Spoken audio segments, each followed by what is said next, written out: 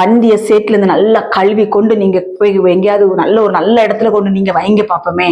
அதுக்கு நல்ல சாப்பாடு போடுங்க, நல்லா பண்ணுங்க. ஆனா அந்த பன்றி என்ன செய்யும் தெரியுமா? திருப்பி அந்த சாக்கடையை பார்க்கும் பொழுது அந்த சாக்கடைக்குள்ள போய் கடந்து தன்னுடைய உடம்பை சேராக்கி அசுத்தங்களை தன்னுடைய வாய்க்குள்ளே போட்டு திங்கும். பார்த்துக்கங்க.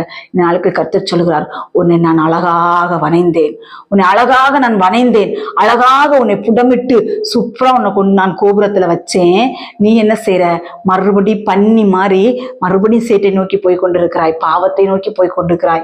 கர்த்தருடைய பிள்ளைகளை, கர்த்தர் ரொம்ப வேதனைப்படுகிற விஷயம் என்ன தெரியுமா?